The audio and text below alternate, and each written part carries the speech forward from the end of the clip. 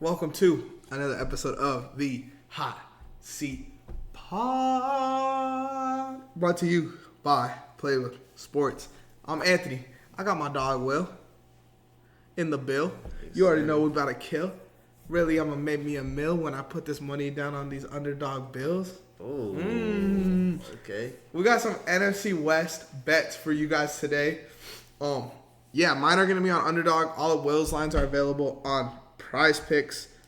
I have a pretty common theme here with mine, so you'll see as we get into it. All these are kind of like damn near the same line. Okay. But, what team you want to start with? We're going to start with the Niners. My line's going to be a special one, okay? This actually was a line that I found on Underdog. Okay. All my other ones are going to be on Prize Picks, but this one specifically is on Underdog. And this is definitely the steal because it was actually taken off on Prize Picks, okay? Really? So that just really says it for you, honestly. But it's Brandon Ayuk at 950.5 receiving yards. Obviously, there's rumors of him getting traded. He would demanded the trade and all that. Regardless, whatever team he lands on, he's going to get over 1,000 for sure. Over 1,000, wow. Yeah, last year he had 1,300 yards in receiving. And he's only just starting his career at 26.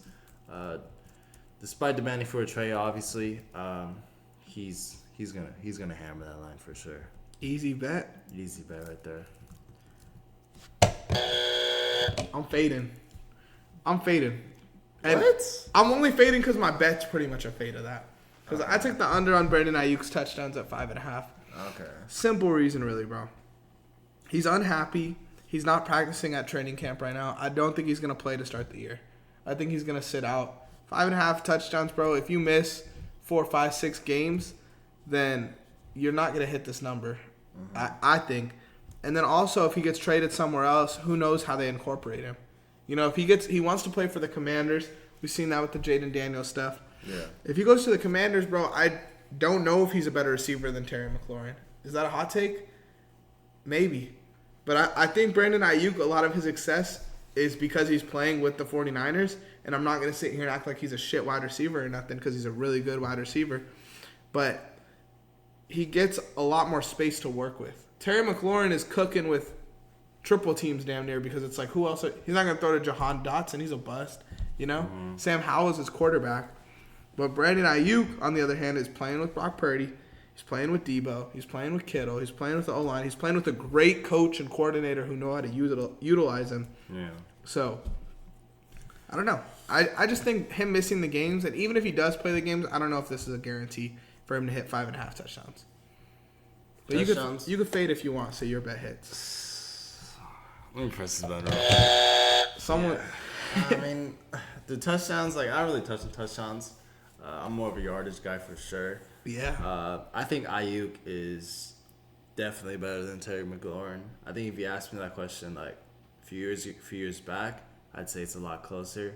I might take Terry over him, but I trust him. Honestly, and like for the Niners too, he's the number one target on the Niners right now. So I don't really have any worries for him missing out on games. I think at the end of the day, he's gonna let up. He's gonna play, whether it be in San Francisco or in Washington. You think he'll play week 1? I think so. He's been trying to get out there for a while, bro. I think he's gonna figure it out. I mean, they kind of bounced around. Obviously, there's that one video of him FaceTiming Jaden Daniels. I think that was like kind of like a fluke or something. But then he did end up demanding a trade. But I think things are gonna figure out at the end. Honestly, I don't know. I think it's too far gone, bro. You think so? I think so. I mean, I'm not an inside source or nothing, though, you know. But that's just how I feel. I feel like it kind of looks like things are getting pushed way too far. Like, unless they're going to pay him, like, a stupid contract, I think he's done. It's done. It's done? I think they should pay him. I don't know, bro. I think Debo's a better receiver than him. Nah, bro. I think Debo's a better receiver than him. I think we saw a lot from Jawan Jennings, especially in the Super Bowl last year, too, where I don't think this team needs Ayuk. Right? I think Ayuk needs this team more than this team needs Ayuk. Mm-hmm. So why the fuck am I gonna pay this dude a stupid wide receiver 1 contract when we don't really need him necessarily? I think they need him. Ricky Pearsall is ready to go week 1. Ricky Pierce? Yeah, he ain't Brandon Ayuk though. He's not Ayuk, but I'm just saying, like, that's just another dude that you have in there that makes you, like, you don't... I'm not stressing over Ayuk not wanting to play for us. Yeah. I think regardless, wherever he plays, wherever he goes, as long as he's ready, as long as things, like, kind of fall in at the beginning of week 1, he'll be fine. But I guess we'll go out to see, huh? I do like the over on his yards more than I like the over on his touchdowns. Yeah. So, I'm not gonna... I mean, I faded you because I'm taking my bet, but yeah. No, for sure. This is one I really like, so let's just go into this one. I got Jackson Smith and Jigba JSN over 4.5 touchdowns. I actually wrote under on my sheet. I would actually take that one. Out of all the touchdown bets, I think that'd be one I'd take. 4.5. That's kind of low. He had 4 last year. Yeah. In his rookie year, he had 4. He's the wide receiver 1 in that class, bro. I don't give a fuck about Jordan Addison. I don't give a fuck about Puka. If this dude's getting featured the right way with the right quarterback, this dude is the best receiver in that class by honestly a chunk. By a good bit, bro. Ohio State JSN was different. I think Lockett's gonna slowly start falling. No, for sure. I think they slowly need to stop using him. I think he could definitely get traded next year. Yeah. And then if Sam beats out Gino, either way, they're going to be a shootout team. Yeah. But Sam is such a fucking... I'm just going to sling it. He's down there somewhere. Jameis Winston of the modern era. Sam Howell. Nah, for sure. That's a great comparison, honestly. For sure. If I asked you, do you think JSN is going to get one more touchdown than last year, would you say yes? Yeah. It's a lock, bro. That's free money, I feel like. That's a lock for sure. I would take that one for sure. You at home. JSN's going to get one more touchdown than last year. You saying yes? Thank you. Yeah. Getting more touchdowns than you. Than you, boy. Nah. I went with another receiver in the offense, DK Metcalf, 999.5 receiving yards. The DK Thou Wow. Yeah, like you said, I think Tyler Lockett, he's running out of fuel in his tank, and it's time for DK to fully take off. There's only been 2 other times he didn't achieve 1,000 yards, and that was his rookie season and his 2021 season, which was Russ's worst year.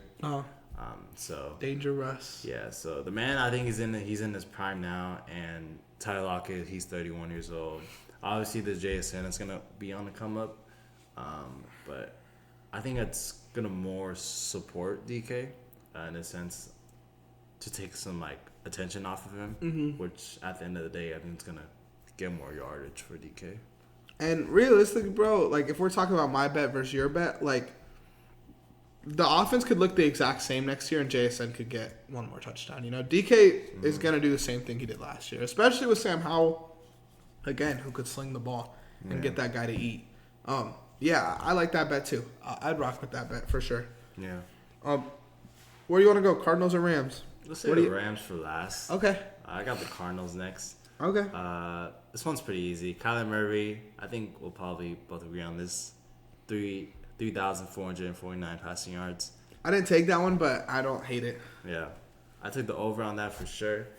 Kind of similar to our previous video with the Chiefs and Mahomes. If you didn't watch it, go ahead and check that out, the AFC West bets. Plug. I think this is the best supporting class that Kyler has played with. Okay. Yeah. When he's healthy, you know, he easily gets over 3,700 yards. No matter what his receivers are. Now he gets guys like Harrison Jr., Michael Wilson, Greg Dortch, Zay Jones, Trey McBride, James Conner, Trey Benson. All those guys supporting him, he's definitely going to get over 4,000 yards. For sure. 4K? For sure. 4K1? For sure. And the list goes on, honestly. And I think now, like, he's, like, set to show everyone that, like, you know, he's still got it, even after his injury. This team could average, like, 30-plus points per game next year, bro. No, for sure. They're going to be so electric, bro. I took something similar. I took Marvin Harrison over on touchdowns. 6.5. 6.5? So he just needs to hit 7. Laporta had 10. You know, Marvin Harrison could get 6.5. Zay Jones, Michael Wilson, Dortch, Benson, the dudes you said, bro. These are all dudes who aren't, like, elite threats, but you can't leave them open either. They'll make you pay for sure. Yeah. Kyler's a great QB1. No one's talking about except you. And, yeah, I mean, I don't know what else to say about this team. I know everyone really loves Trey McBride, but do you have any doubt that Marvin Harrison's the number one weapon on this team? No. So, like, why would he not get 7 touchdowns? Yeah. You know, like, that's just, especially on a team that's going to be, bro, he could have a 3-touchdown game next year, a 2-touchdown game next year, you know? Like, that makes it so much easier for him. I think that's a lock. I think it's a lock, too, honestly. Guarantee 7 it. touchdowns is easy for a guy. For a guy this fucking good, bro. It could have been the number one pick out receiver, bro. I feel like that hasn't happened in a while. Bro, for sure. He's a prodigy, man. I'll start with the Rams, too, bro, because I have, like, the exact same bet. I have Puka Nacua over 6.5 touchdowns. Mm-hmm. Puka Nacua started the season last year with only 2 touchdowns in his first 9 games. Mm-hmm. You know? So I think McVay could kind of incorporate him a lot more now that he knows the type of receiver that Puka is. Puka heated up near the end of the year. He had 5 touchdowns to end the year, I believe. So, yeah, I don't see why McVay won't, like, cook up some more plays for Puka. And I could definitely see Puka having multi-touchdown games next year, too, in that Rams offense. And I think the Rams know best-case scenario, like, Stafford and Kupp is great. Got him a Super Bowl. But you got to start getting Puka going. You got to start building that confidence. And if Puka has a year where he could have, I think he had almost like 1,200 yards last year. If he could do that again, bro, like, we got to put his name really in this conversation. Because Puka last year was an elite wide receiver. I feel like the only questions were, like, can he do it again? Can he replicate it? Can he keep it going? Yeah. If he could keep it going, bro, Puka Nacua is a top 5 receiver in the NFL. No, for sure. He actually had 1,486 yards. That's crazy. So, you know what I mean? Like, if he does 1,500 back-to-back rookie and sophomore, brother, come on. Nah, for sure. I think it's time for Puka to really take over Cooper Kupp's position that he had like a couple years ago. So that's one guy that I could trust in LA, and it's really just only 2 guys, honestly. I think the Rams are at a weird stage of their franchise. They got some young guys, they got some old guys. But I took Kyron Williams over 975.5 rushing yards. Okay. I think some people wouldn't take that because obviously they drafted Blake Corum too. I wouldn't take it, but I wouldn't fade you. Yeah. Okay. I mean, I got some explanation here. Obviously, just talking about the Rams in general. You got Stafford turning 37 next year. Obviously, you had rookie Pro Bowler Puka Nacua. He had a great year. And a lot of the lines that I was looking at for the Rams, I was not too confident with, other than the Puka one.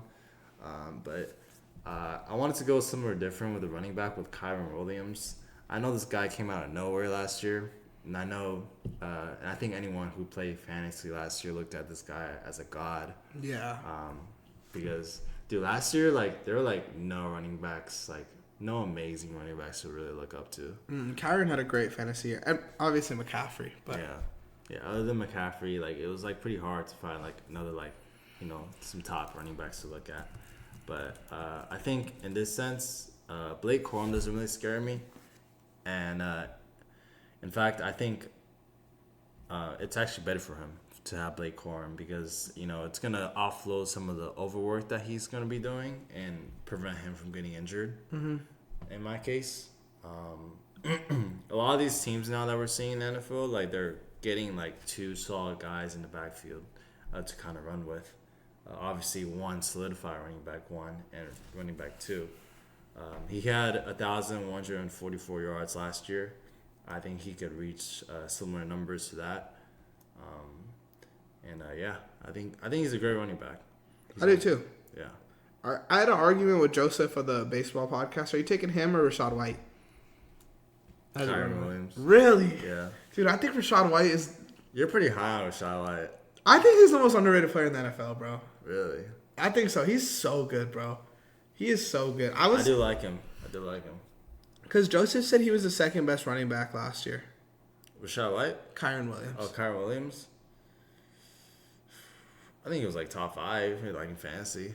Fantasy, I think he was the second. I mean, I just pulled up the numbers because I wanted to see, but he wasn't the second best.